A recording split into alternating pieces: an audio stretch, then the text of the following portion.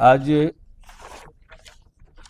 NDA की जो सरकार है दिल्ली में, नरेंद्र भाई मोदी के नेतृत्व वाली जो सरकार है, 2025-26 के लिए जो बजट पेश किया है वो ऐतिहासिक बजट है।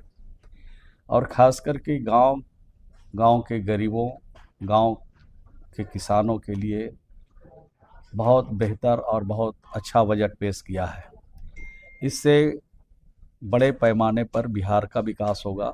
देश का विकास तो हो ही रहा है, बिहार में जो काम रुके हुए थे वो सारा काम भी होगा।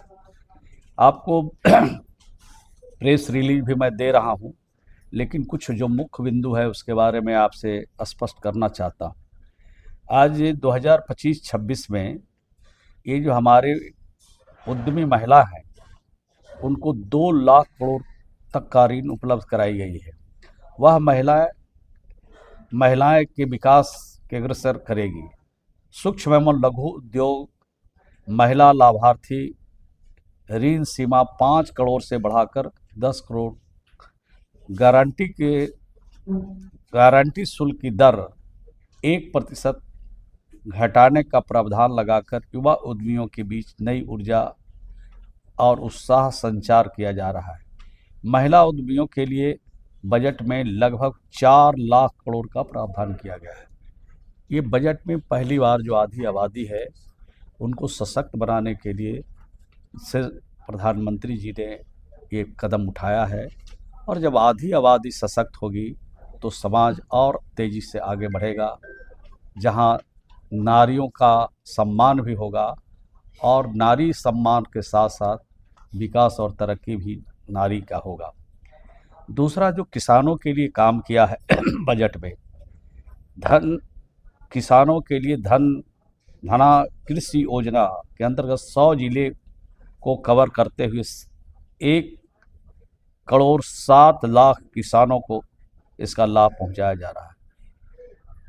100 कम उत्पादकता वाले जिले में सिंचाई, उपज, भंडारण ऋण को बढ़ावा दिया जाएगा।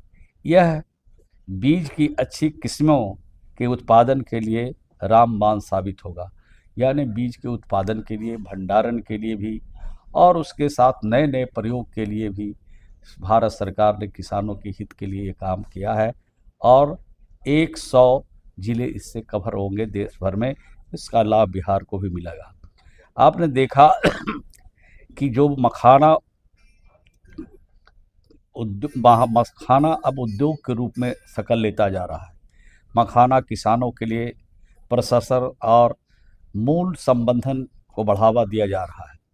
किसान क्रेडिट कार्ड के अंतर्गत ऋण सीमा 3 लाख से बढ़ाकर 5 लाख की गई है, जिसमें 7 करोड़ 7 लाख किसानों को इसका लाभ पहुंचाने का काम किया जा रहा है।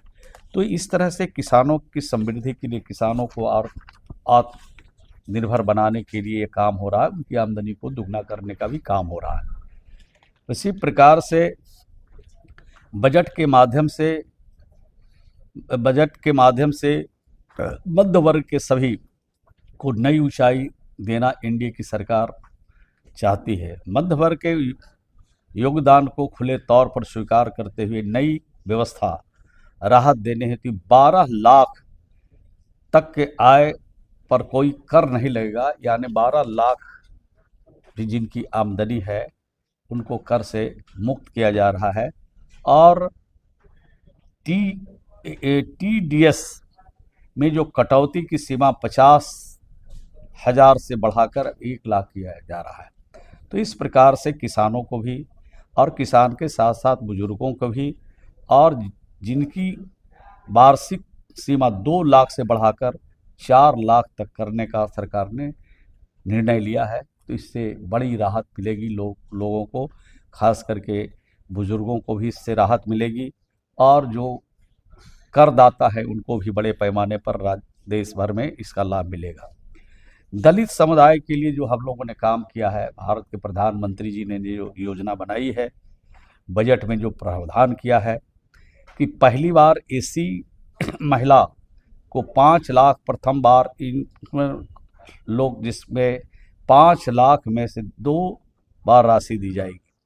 दलित बच्चे जो पढ़ाई कर रहे हैं उनके लिए स्कॉलरशिप प्रोग्राम है।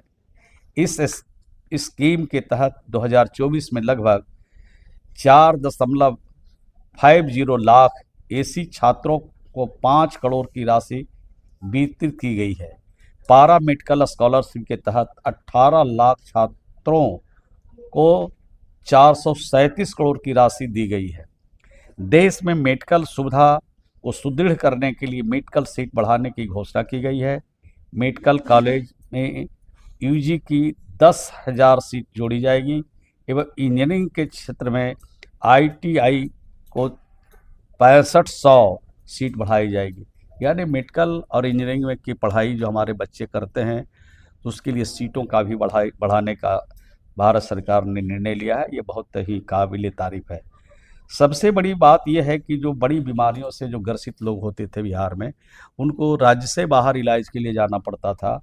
जैसे कैंसर जैसे भयानक बीमारी जिसको हो जाता था, वो राज्य से बाहर बड़े पैमाने पर लोग जाते थे। ये 200 जिले में डे केयर सेंटर की सुविधा शुरू की जाएगी, जिसमें लोगों को कैंसर जैसी बीमारियों के लिए अपने जिले से दूरस्थ नहीं जाना पड़ेगा। यानी स्थानीय स्तर पर ये बड़े पैमाने पर जो बीमारियां हैं उसके उपचार के लिए भारत सरकार ने निर्णय लिया है। ये अच्छा और बेहतर काम है। तो भारत सरकार के प्रधानमंत्री जी को और बिहार के लोकप्रिय मुख्यमंत्री जी को इन तरह के बजट लाने के लिए, इस तरह के काम करने के लिए और ख़ास करके विशेष तौर पर गांव और गांव के गरीबों पर विशेष तौर पर ध्यान रखने के लिए उनको बधाई देता हूं। और आज के प्रेस वार्ता के माध्यम से संदेश देना चाहता हूं कि गांव और गांव के गरीब अब और तेज़ी के साथ आगे बढ़ेंगे और उनकी उन्नति होगी और भी विकास होगा और हर प्रकार की सहायता देने का संकल्प जो भारत सरकार के है, उस संकल्प के साथ हम लोग आगे बढ़ेंगे।